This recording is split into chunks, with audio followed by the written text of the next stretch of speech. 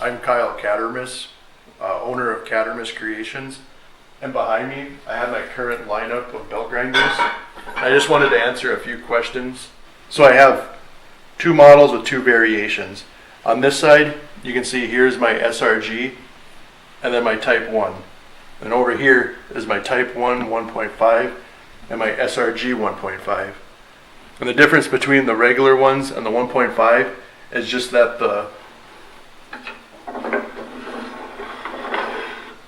1.5s use the 1.5 inch square tooling arm, whereas the other ones use a 3/4 by 1.5 inch square arm.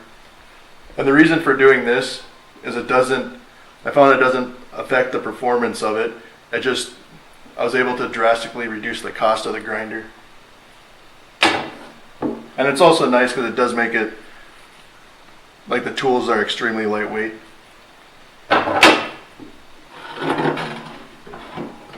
The tooling arms are adjustable, and on each model there is 3 tooling arm slots, and they can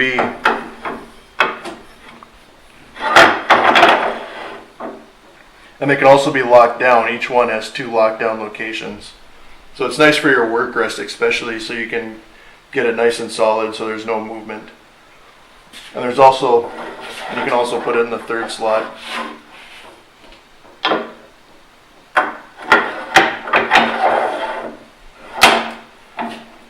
It just gives you more working options. And as you can see also, I don't have them out yet. There is additional holes in the tooling arms, and those are for additional work rest options that I will be producing in the future, or that I plan on making. So, and then so the SRG has the integrated motor mount in it for both face and base mount motors. And it also has rubber feet.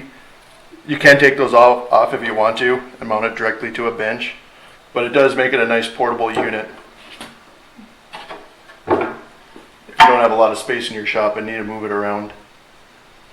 So, and then since everything is bolted together, they are modular, so like as I come out with upgrades, you can upgrade them, and you can also convert them back and forth. So if you're just looking to get, like, this is the most affordable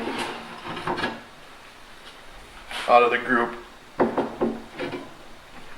But if you source, like, say like a treadmill motor that's kind of an awkward shape, you can buy this grinder. It's a low cost option. But later on, if you want to buy a variable speed drive setup and want it all to be one unit, then all you'd have to do is swap out the main, this plate, for one of these SRG base plates. So you can convert them back and forth between the two, or just buy another grinder. So on all of them, they all have the same tension and tracking system. Oh, and another benefit of, like, the Type 1 is, since everything is symmetrical on it, if you want your drive on either, like, on the right hand side or left hand side, you can actually reverse everything and actually have your wheels and drive on this side. And that feature is also something my original KSG grinder has. You've probably seen pictures where it looks like it's a mirror image sitting in front of it. All right, and then, like, some questions I get asked a lot. When people see pictures, they always see it like this with the tooling arms hanging out the back. And that's just without the motor. Just so they stay balanced. They won't interfere with it. And then also the top tooling arm, it doesn't matter how long it is anyways. If you mount like a standard motor on it, it is high enough where it will clear it. It will go out the back side of the grinder. So it could be, 3 feet long and it's not going to touch it.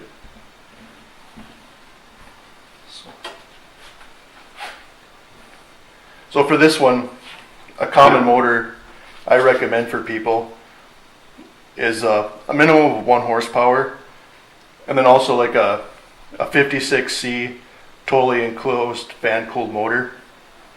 And the reason for that is a face mount motor will bolt directly to this using this additional spacer. So then you don't have to mess with the alignment. You just bolt it on. And then my spacing, you just set your drive wheel 3/16 of an inch away from this frame, and you can use a piece of 3/16 knife stock is a good gauge, or even if you have additional key from your motor, put that behind your drive wheel, and your spacing's done. You're ready to go. I just came out with a new platen, trying to correct like a lot of issues customers have with my old design, and also like platens by other manufacturers. As you can see here, this is my original platen. So to try to correct like clearance issues people would have, I have a 7 from the face of the platen to the back of the frame is 7 inches to try to give people, a lot of room to work. It's great for like grinding hidden tangs and, just so you can grind symmetrically on both sides of it. But then this design does limit the travel and adjustment and other things it can do going with this design. So now I came out, this is the prototype, but the production version will be very similar. So now with this one, you can actually add anywhere from like a 2 to 4 inch contact wheel on it. So, and then the platen doesn't move in and out. What you do to adjust is these brackets are adjustable to move your wheels back and forth to adjust for your different diameters. It also has 3 mounting positions too. So if you need, it's great like if you have like a 4 inch on the bottom and a 2 inch on the top, it just gives you more clearance on the side. And if you look directly at it, you can see on either side there's no frame. You have a window to work with where you're not going to hit a grinder frame. And you can see that, how that's more relevant on this model. So this is my original KSG grinder. It's probably almost pushing 2 years old, but I still use it for testing like all my new stuff. Like you can see like the new platen on here. And this is the version I was telling you about with the 2 different size contact wheels.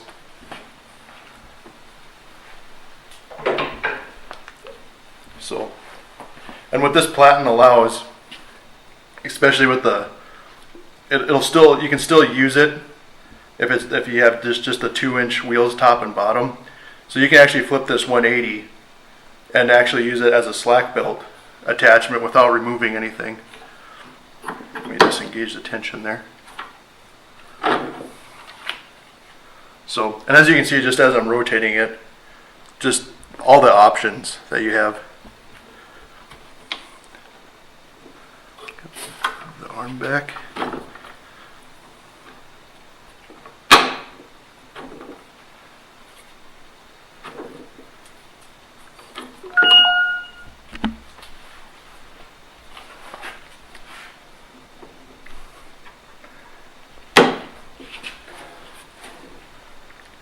So there, it's as easy as that, and now you have a slack belt attachment.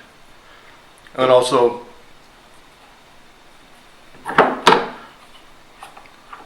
you can rotate this and move it above your work rest.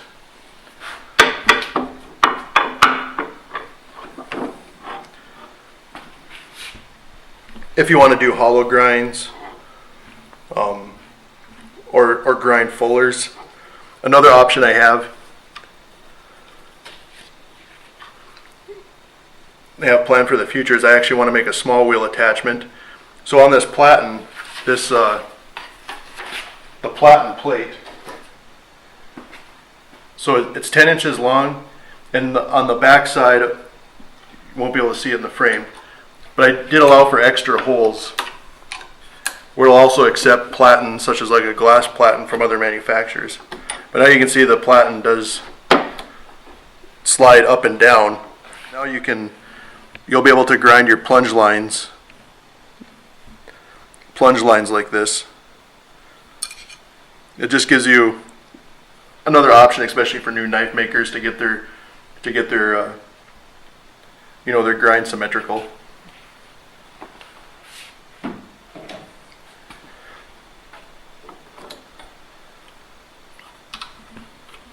So yeah, I hope that I can actually take this off quick just to show. And just by removing two bolts too, if you have different plates, like I said, if you have a glass platen you want to use, or like the thicker one that with a bevel on it that I plan on offering real soon to choke up against a wheel. As you can see, there is mounting positions for other platen sizes that allows for different bolt spacings. But this one is 10 inches long. But you can use like some common 8 inch long ones. And it just slides in there like that. And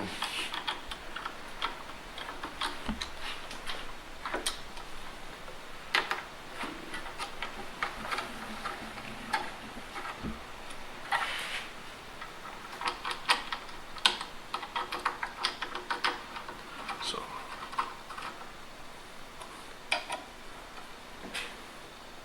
make sure those aren't touching. So all right, and then also another question I get asked a lot is people just want to see how the tracking system works, and the tension system. So I just designed a simple cam over system with a gas strut. So to engage tension, all you have to do is simply raise it up, and it just over centers, and it's not gonna disengage on you. And what this allows too is like you don't have to force down an arm to change your belts. So it makes for really easy like belt changes, even if you have to do them like one-handed. You can just throw your belt on like this, move your tooling arm ahead, so don't need to take up all the slack. Just simply snug down your tooling arm and then engage it, and it moves pretty easy. You can do it with minimal effort, like there, just doing it with one finger. So just give your belt then a couple spins, just to make sure everything kind of lines up, and you're ready to go.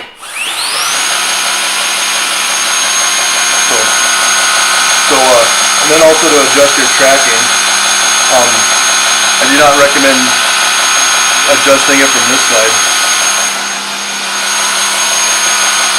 You just loosen your wing nut, and then it's very responsive.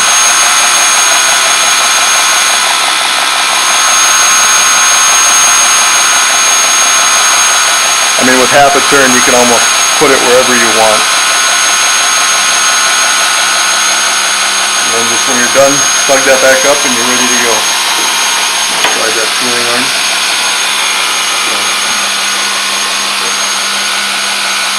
So yeah, this is my original KSG grinder. I just keep it around just for testing new products like this platen and other things. So it works, so there's no reason to replace it. Alright, now I just want to show you how easy it is to switch out the arms and what I have for like options. For contact wheels, on both my narrow and 1.5 inch square arms, I use a clamp style with a sleeve. So then if you have different widths of contact wheels, or just different offsets, like this one can be used in a lot of other common belt grinders, but then you can just loosen this and adjust your spacing so you don't have to source, try to get it right with different washers and spacers and stuff like that. And then also my new platen also uses the same clamping tooling arm. So with just a sleeve, if you had to, you could just put that sleeve in this tooling arm And then you could use this same tooling arm for a contact wheel. Another thing I believe I forgot to mention earlier is on this new Platen, there's also, as you can see, there's 3 mounting locations. Also, just to adjust your height. Like on here, you can see I have it in the bottom one because I have the 4-inch contact wheel at the bottom.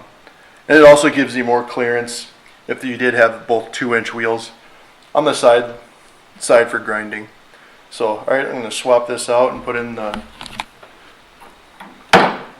disengage tension. Hand that over here.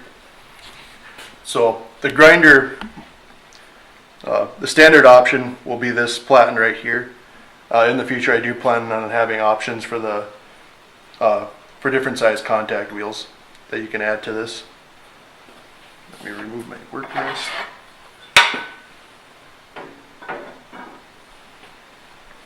And I'm using my old grinder just because all those in the back are actually sold. So I don't want to be using their stuff for the demo.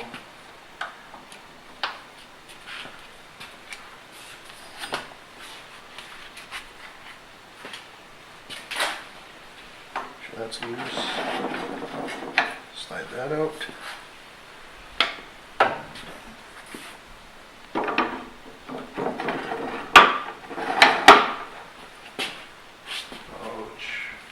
I'll do a quick grinding video. It's an old 36 grit belt. Just want to kind of see what this does to some titanium.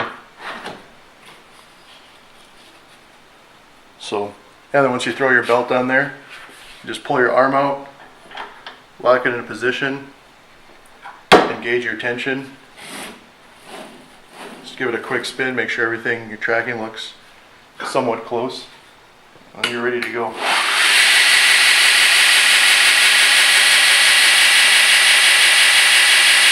adjustment.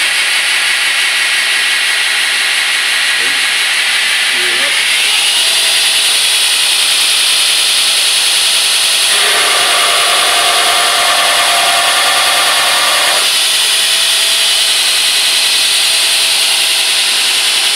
Probably not healthy to breathe. Let's take.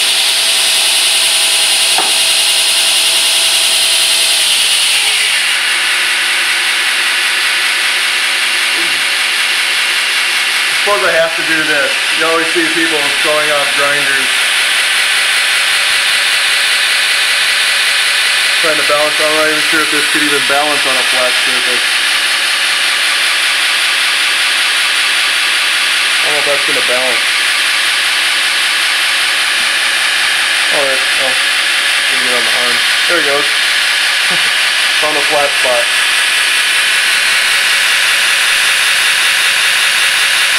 And this grinder is also, it's very light.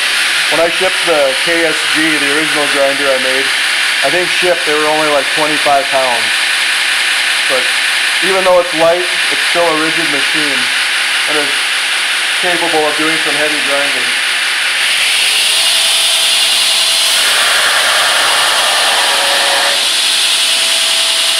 Wash is still on there. Oh, not the one.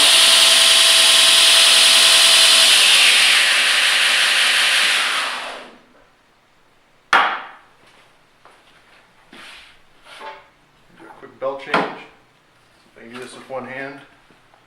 Make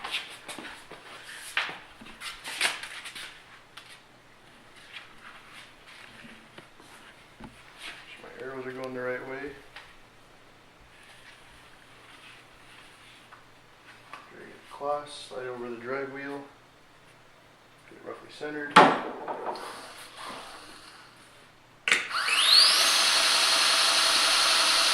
Up and running again. So it's a very user-friendly grinder. And like I said, all my models use the same tension and tracking system. So the manual of arms is the same between all the different models.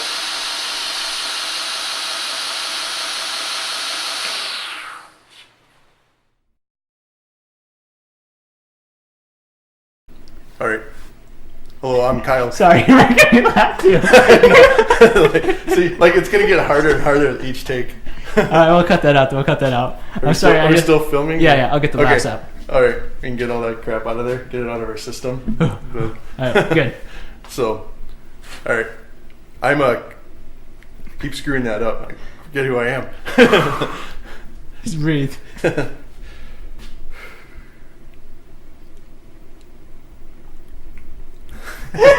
I'm watching. It's funny now. We need to put like a paper bag over your head so like I don't see you laughing. I don't know why I'm starting to laugh now. It's gonna. Okay. Like the poor people watching are gonna get like seasick because it's gonna start shaking.